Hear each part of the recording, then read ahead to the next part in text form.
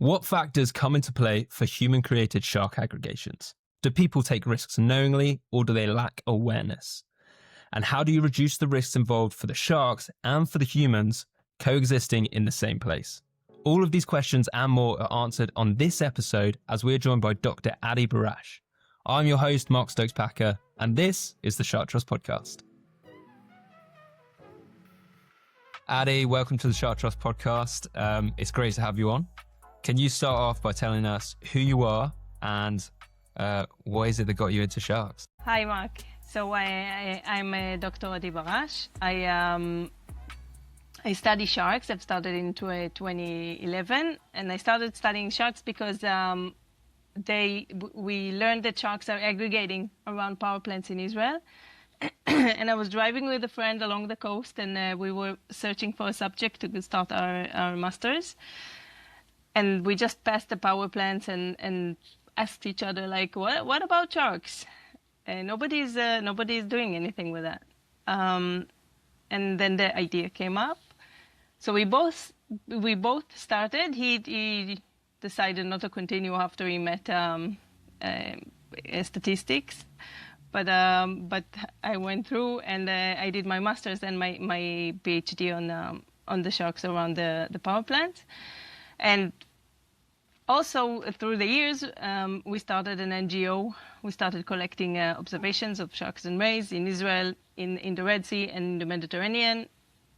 And it grew and grew, and we suddenly had an NGO, and now we keep working as an NGO, doing outreach and education and research as well. Wow.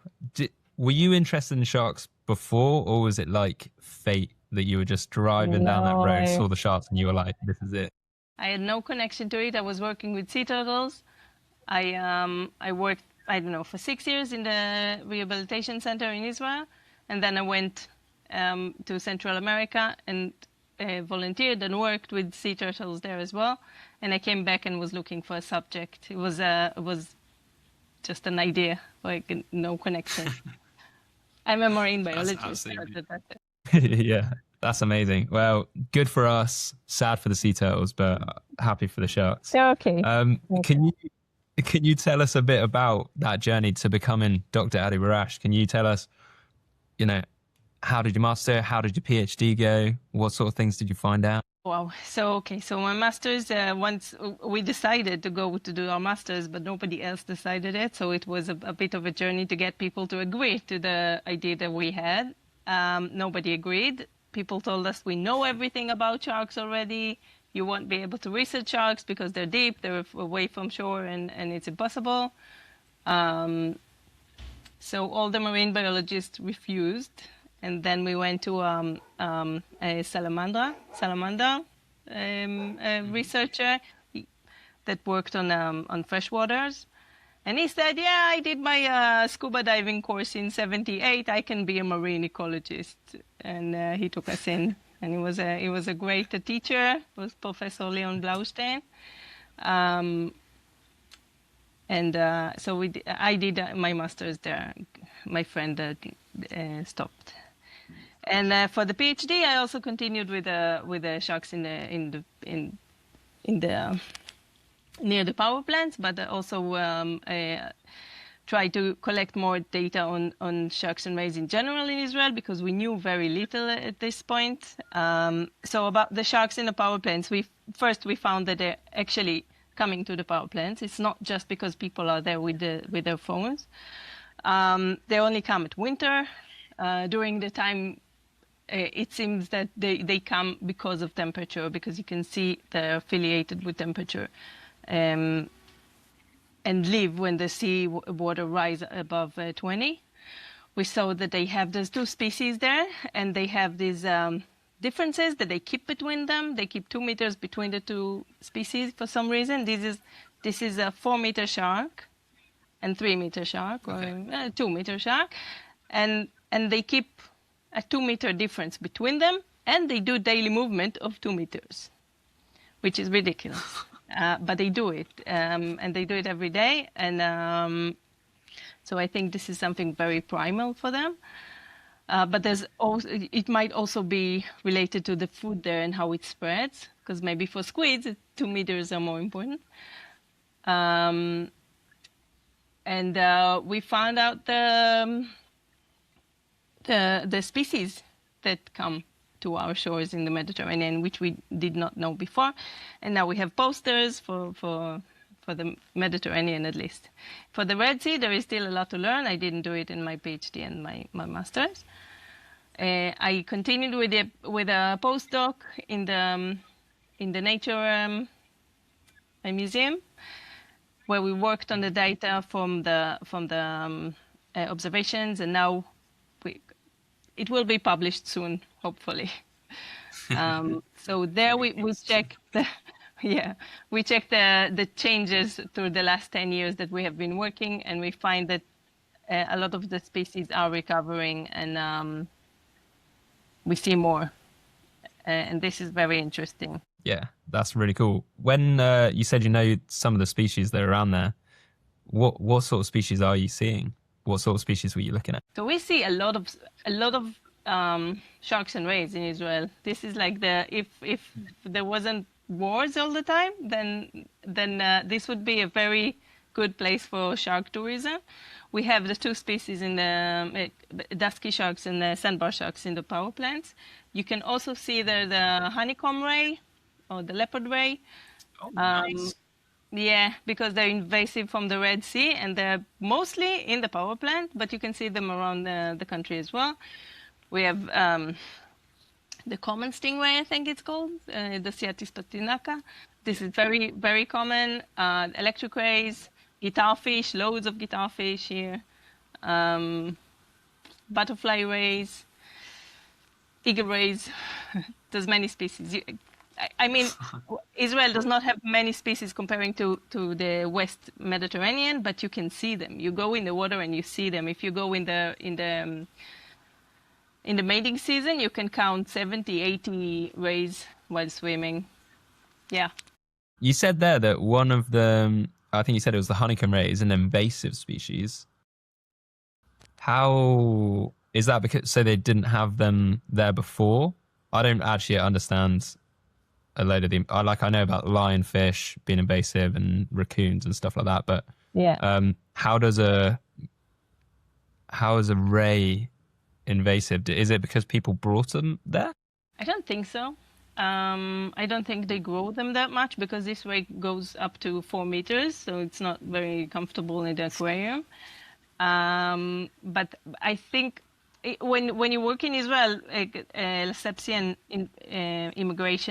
migration, it's the basic thing you learn as a marine biologist. So, most of the fish we see now are migratory, are invasive. So in the sharks and rays, it's less common than in other groups, but still we have the 2 rays. We had a whale shark last in October. Yeah, we did not have one whale shark. We had, how much was it? 2 months of observations of whale sharks in Israel, and we found out because one of them was killed in Gaza, and so that was unfortunate. But if that would not happen, we would not realize the next day when more observations came that there was more than one, and this is incredible. We had no idea. I don't know if there are whale sharks in the Mediterranean, but we definitely had them in October, so at least 2. So I don't know where it came from, whether from the west or from the canal, from the Red Sea. And we also have dusky sharks, which came through probably the canal, the Suez Canal, because some of the dusky sharks came out as Indo-Pacific and not Atlantic, as we would expect them to be. Oh, that's actually really cool, or very interesting. I don't know if that's good for the ecosystem or not, but it's very... The ecosystem it's changing so much, and so many fish are invasive, so you can't even talk about being natural. It's not there anymore. So natural has become the new natural. And when we need to see that it's functioning, that it's not Yeah. ruining itself at some point. So this this series of the Sharks podcast, we're looking at Living with Sharks, which is a project our senior conservation cat's running. You're going to Sharks International and speaking as one of the experts on the panel. So I wanted to talk to you as well to get a bit more information about your expertise and how that works with human and shark kind of coexistence now and in the future, and what we can learn from it. Now, with your research looking at sharks, and you said that they're coming into the power plants or near the power plant, and people, I'm assuming, go near those areas, there's like a kind of obvious overlap of this kind of coexistence. So we basically wanted to talk about that. Could you first kind of tell us a bit about the actual area itself? So, you know, is it long beaches? Is it like a little bay or a harbour? Like what is it? We have 170, I think, long shoreline. And through that shoreline, we have 4 coastal power plants. So when I did my master's, I looked at the 4 of them because we wanted to see if they come to all 4 of them. But first of all, what's happening in a power plant is that the power plant is taking seawater and using it to cool down the turbines. And then they discharge the water back into sea about 8 to 10 degrees higher Celsius. So if at winter time it would be around 16 degrees, 17 degrees, then in the power plants you can get 25 easily. Depends where you're swimming. Okay. And now there are 4 power plants, and they're different in size. So there some of them are not discharging so much water. Some of them are not heating that much. It also differs how much electricity is needed, so how much water is needed as well. So in the mid of the winter, you get more water out, and in the nice season, you get less. But this thing with the sharks are not happening just in Hadera, though it got the most attention, but it's happening in at least 2 power plants. What I wanted to learn is, first of all, if they're going there, or just, you know, it's easier to see them from the they have this dock of the power plant, so it's easier to see them in the water. But back in 2011, it wasn't that common. You could see the sharks, but I think they were just fished out. Every time the sharks came, they were caught, and therefore we didn't see them. It can also be that the power plants were smaller, so there was less water then. But people knew it, so I went and asked the fishermen if they saw a shark ever. And we got to 97% of the fishermen at the power plant, at the 2 power plants, that saw sharks, and 3% of the fishermen that were not in the power plant that saw sharks. So statistics was very easy for my master's, and it was very definite. Another thing that was really interesting is that we asked them which months they're coming at. And this was asking enough people. You get the right curve of it, apparently, because I can tell you 15 years later that it was exactly what's happening. So we found that in Hadera and in Ashkelon, they come in the beginning of the winter and leave as the winter ends.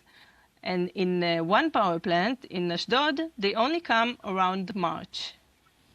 And it's a different station. It's a bit smaller. I still don't know the answer or why. I have my guesses, but this was very accurate to what is really happening. And the last question we asked, at the beginning, I asked them which kind of a shark is it, and I made this pictures of sharks, but then it was all basking sharks. So it was obviously not the right answer.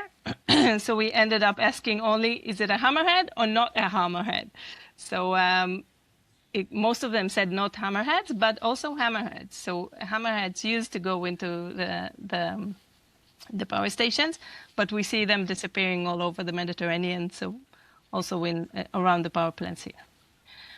And the last questions, what I said before, is that at some point I asked them, I was trying to compare these days to 20 years ago and 20 years before that to see if it's growing or less, more. But when I asked about 20 to 40 years ago, they said there weren't any sharks 20 years ago.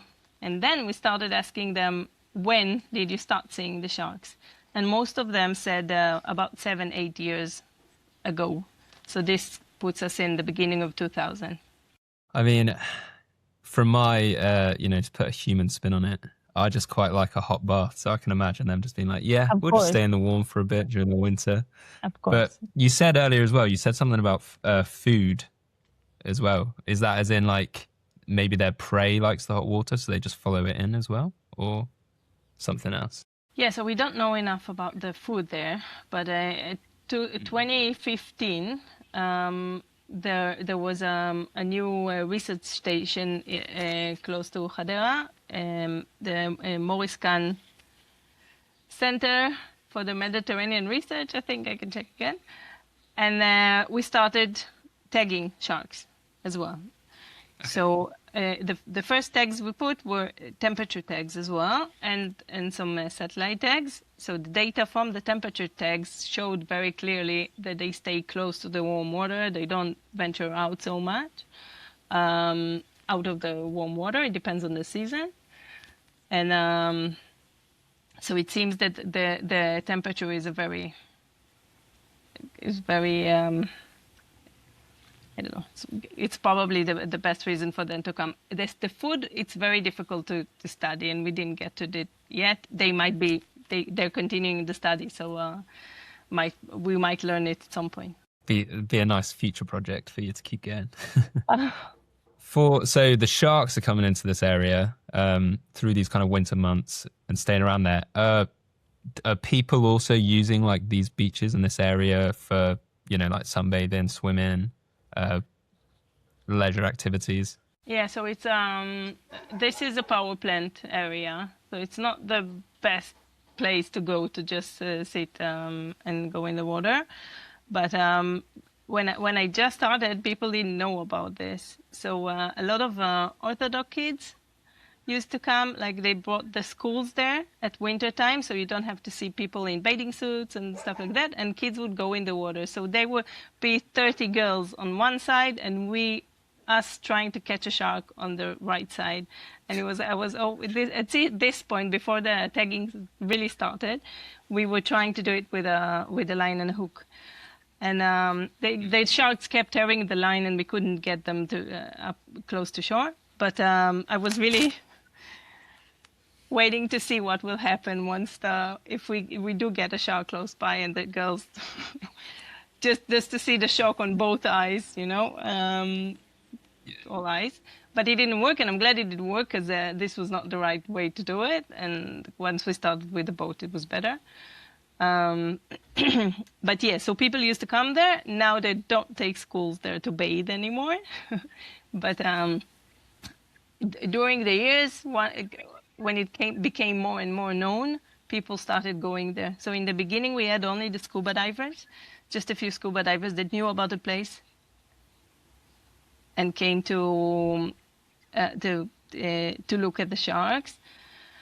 And they would normally they stay stationary near the rock, near the knoll, and watch the sharks go by. But time passed by, and more free divers came, swimmers, SUP, standing up paddles came, and boats, and children learning how to boat, and then the people came. And when I say people, I mean families, and loads of people, and people that are not familiar with how to be at sea.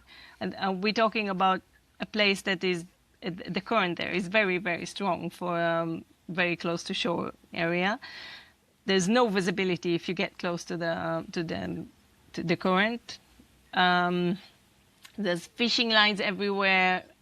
It's not a place to dive, and it's definitely not a place to bathe if you go into the current. But people came, and people saw the sharks, and people were excited. The things that you get out of a person that just saw a shark. Somebody did they said that how you look when you go in and how you look when you come out, like the smiles. They did it around the world with diving, but they also did it with diving with sharks in the power plants. So people fall in love with this place, and they just talk about it all the time. They keep going again and again and again. So yeah, it became very familiar, and a lot of people came. The other problem we had was April. At April, every year, the sharks were getting ready to leave the area. I think, I'm not a shark, I don't know, but this is what I understand. And the heat waves made the oxygen level go down, and fish would die at the stream. So you have dead fish at the water, in the water, and sharks are trying to eat the dead fish, and people are in the water also, and sometimes catching, grabbing fish and throwing to the sharks. And every year in April, we had some problems. We had some nudging and annoying each other, the sharks and the people. And so every year we would wait for April to pass to hope we go through it without any accidents. And those kind of interact, I guess if people aren't used to being in the water with sharks, the people have not necessarily seen sharks before, and then they're there and they're around, they're amazed, and they see other people, grabbing a fish and feeding a shark. They might think, oh, that's what we can do. But inevitably that causes risk because you're feeding a predator, as it would anywhere in the world. It's also the number of people. There were so many people in the water, so close to the sharks, to a level that they can't swim. They go they look right, they look left, they have nowhere to go. There's legs everywhere. People are standing in the water. We're talking about 1 meter deep. So you've got more people in the water, potentially doing risky things, but also there's way too many of them to be in 1 meter of water in that space. Yeah, so you said it was also people that know how to be in the water. It's just so many of people. So there's a lot of different behaviors going at the same time together, and boats. And a lot of divers mistakenly went into the current and then just flew out with the sharks. The sharks are like going in the current and fly out with it. They keep doing it. So people were in the current with them. And it was just a big mess. What also happens in April normally is the Passover holiday, which means that for 2 weeks, people do not have work. And so they're everywhere. There's so many people in the park and going into the water. And so this is April around the power stations. And we try to do things to mitigate it a little bit. So we had together with a lot of other NGOs and the Nature and Park Authority, we put a stand explaining about sharks, how to behave around them and not to go in the water, not that it helped. We did this best behavior, best practices guide. We did round tables, but 15 years, things are just getting bigger and bigger and bigger. Sadly, in April, it was last year around this time, there was a serious incident. Can you kind of tell us what happened? Can you kind of run us through that? Yeah, so this was actually when we doing this podcast. This was 2 days ago. It was April 21st. So I don't know what happened there. I wasn't there. I was actually driving my way to Eilat, and I saw the phone starting to beep again and again and again. This was this was a week after Passover, so I was trying to get people. I was trying to get newspaper to write about this and to put it on the news and say, stop going in the water, doing also kind of alerts because things were getting crazy. And I sent these videos of a dad making his kids stand in the water, although they were afraid, and a lot of bad behavior videos. And I sent them everywhere to everybody, but they wouldn't publish it because we're in a war. So there were so many important things to broadcast, and this did not get its time.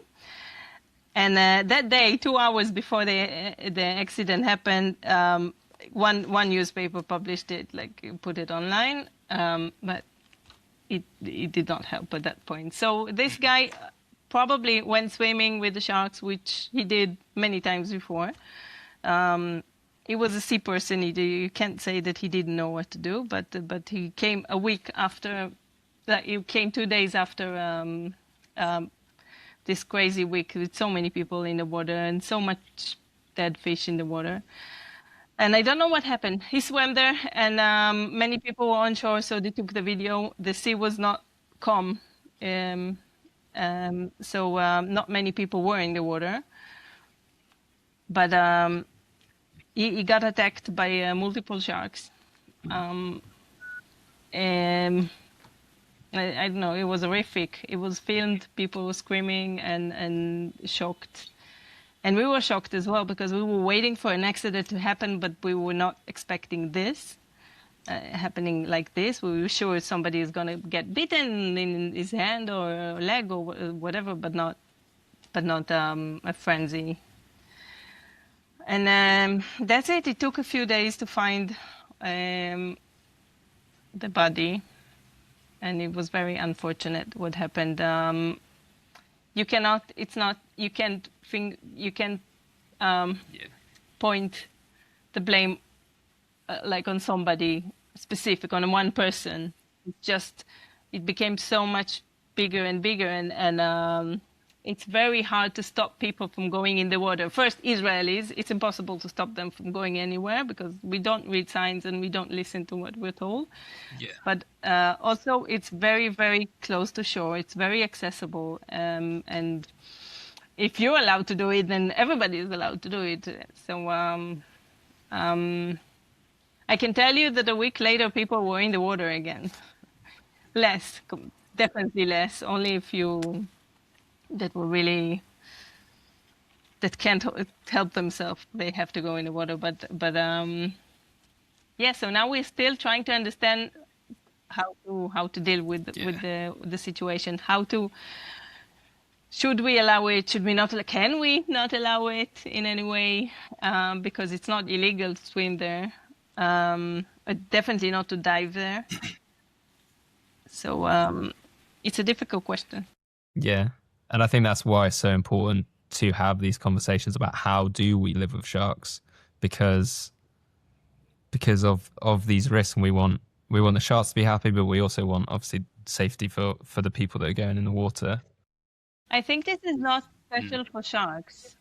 I think this is, the dingoes in Australia was exactly the same. And it grew bigger and bigger and food related, and more people. Nobody was managing it, and at some point a baby was killed, and then they were able to change the management, and people are still going on the island, but the dingoes are behaving now.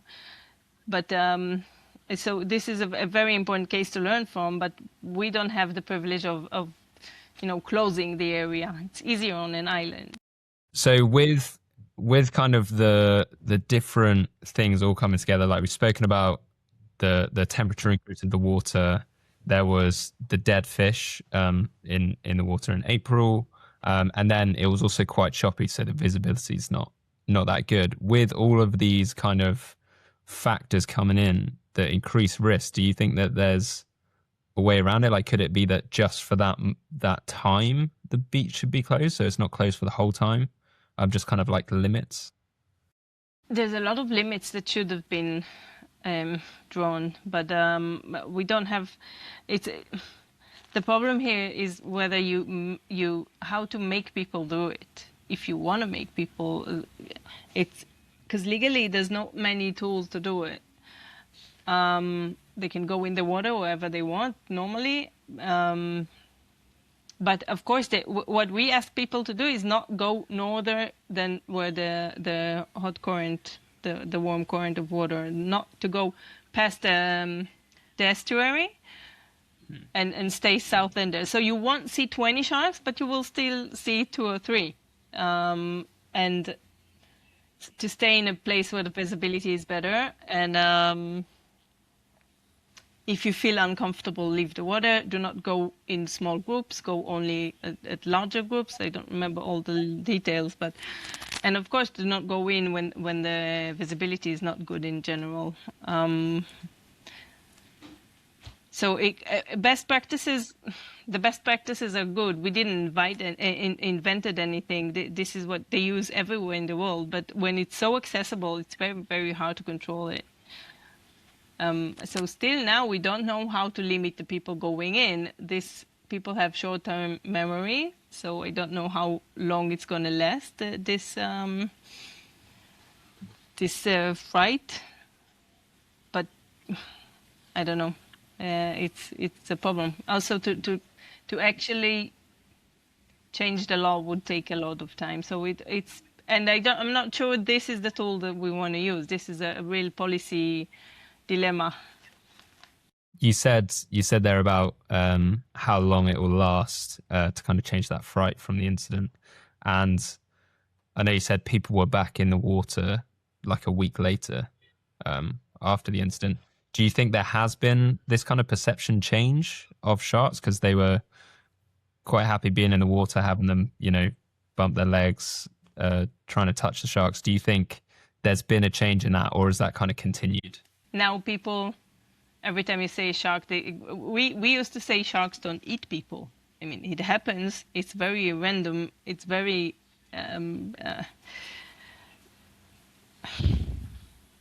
it doesn't happen a lot, but it happens. And but sharks do not eat people. This is not their food. And now people are saying, yeah, right. What are you talking about? There's a proof they do eat people. So it became much harder, and people definitely now they used to believe us, to listen to us when we talk like for a long time, but now they refuse to hear it, and it's very hard to get through. And it was a shock for us as well, because we needed to recalculate. We did not think. We did not expect this, but this is nature. It's wild, and it can be dangerous if we mistreat it. Of course, in Israel, the number of things you can do, which is more risky than swimming with 50 sharks, are endless. And still, this was very, very shocking. And the fact that everything is on video all the time makes it much, much worse. What happens after an incident can be quite, it can be quite bad for people because of the fear and the perception of the sharks, but also it can be quite bad for sharks. So part of what we're looking at is how do we make sure that the conservation and recovery of these species doesn't go backwards because of a negative incident like this, any of the conflicts that come up. How do you make sure that those conservation measures don't go back for those species after an incident like this? Yeah, so the backlash is a real issue that we're worried about. We don't have enough data about sharks, but we see the reports from fishermen, and we see the numbers coming, and it seems like sharks are growing more common, at least close to shore. I think a lot of it might be temperature. Sharks and rays have been completely protected in Israel since 2005. And the enforcement really started at 2008 or 2012, that they started enforcing it about rays as well, on rays as well. And at the same time, MPAs were established, and there was a fishery reform.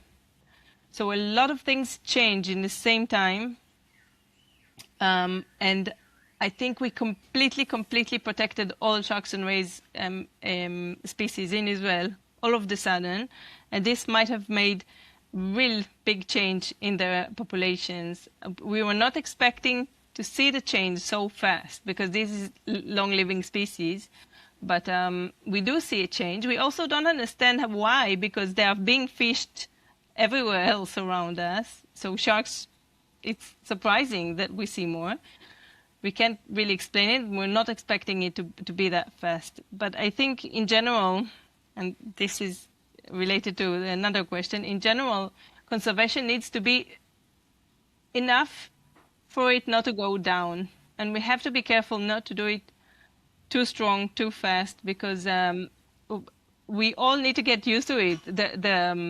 The tourism has to get used to it. The people has to get used to it, especially when you're talking about species that are perceived as dangerous. The environment needs to get used to it, because if you get more predators, you want them slowly to get more prey, and the whole environment has to change at the same rate. So I don't know, but we see very fast changes. It could be related to temperature as well, and not only to policy. But what we do mostly in the NGO is just teach people about them, because we're trying to get them fast to learn about the species and try to catch up with what is happening. And this problem is not just with sharks. It's also, we have a lot of rays. As I told you can go in the water and see a lot of rays. So you have to know how to behave around them. You can get hurt by a ray. It's very hard, but you can. And you can also disturb what they're doing. They're mating, they're popping youngs. You don't want to be in their face when they're doing it. You want to keep your distance. You don't want to chase them. Now we have manta rays in Eilat. It's a whole different story, but we had for 2 months already. We have manta rays in Eilat. Nobody knows why. So you want people to see them. You want them to get attached. You want them to learn about rays, but you also want them to not, chase them away and hurt them in any way. So it's a balance that is very hard to hold. We're going to take a very quick break now to hear from the sponsors of this series. We will be back right after. This episode is brought to you by Surfiers, the earplugs that let sound in but keep water out. Perfect for diving, surfing or snorkeling. Surfiers 4.0 feature a re-engineered fused core and mesh design, paired with tough silicone rubber, making them more durable than ever. They're designed with sustainability in mind, using materials like ocean plastic and recycled silicone. We've tried them and honestly, they're a game changer. Comfortable, eco-conscious, and they actually work. Thank you Surfiers for sponsoring this episode and keeping our ears happy and healthy. So following on from this incident and how you guys are going forward, what is currently in place? Is it just trying to talk to people about it, or is there anyone who's responsible for the beach safety? This is a very difficult question. At the moment, nobody has any, time to deal with sharks. There's a war going on this season. We didn't even get to do tours we usually take groups to see the sharks from shore, of course, not going in. And we do this stand to talk to people, but there's no budget, there's no funds for it, there's no mind for it. It's very. On the other hand, not many people went this year because we had to stay close to a protected area. So there weren't many people in the sea. But we will have to deal with it at some point. The obvious answer would be to stop discharging warm water in the sea, because this is a pollution. But this will not happen, especially not with the economic situation, but also because it will cost millions to move the warm water further out. So for now, we're just trying to put the gas on our side, on the NGO side. We're trying to put the gas on education and on being there and talking to people and trying to mitigate it. And there are people that are like the NPA, the Nature and Park Authority, and there's all kinds of attempts to try to see how to stop people from going in. But this is a very complicated issue, and there's no plan yet, if that's what you're asking. And that, now to end kind of all of these discussions that we've had throughout the series, I've got a question from Kat, who's the Living with Sharks project lead, which is, how do we plan ahead and manage recovering shark populations to ensure coexistence is as harmonious as possible? So I think there are two sides to this story. First, the people. We have to get people ready. We have to teach people how to treat animals in general. It's not just the sea. It's a global thing that we need to deal with. There's too many people, and there's still animals, and we want to keep the animals here. So we have to teach people how to interact with animals. I think citizen science, I'm going to put it in this, the observations we are collecting are part of the MECO project that is collecting observations in the Mediterranean in different locations, 10 different countries. And we also try to do it in the Red Sea. I think citizen science is a very good way to connect people with nature and make them be part of it and part of the solution and not just part of the problem. And the other side is to research and to do conservation that is needed, and to see where is the most important place that we need to put our efforts in, and plan ahead and see how do we change the conservation in a way that is still possible to live beside it. So we wanna make sure that we're doing the right thing, and we have to be able to change the methods if they're not working well. So and do the minimal. Yeah, don't start a breeding program if there's other things that you can do that are more minimal, and do slow conservation that will help the environment to recover completely, not just one species. Now, Adi, we're coming to the end of today's episode. When we talk about shark conservation, especially some of the subjects we've talked about today, it can be quite difficult.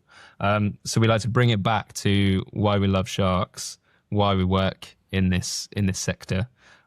Could you tell us, what do you think is the best shark and why?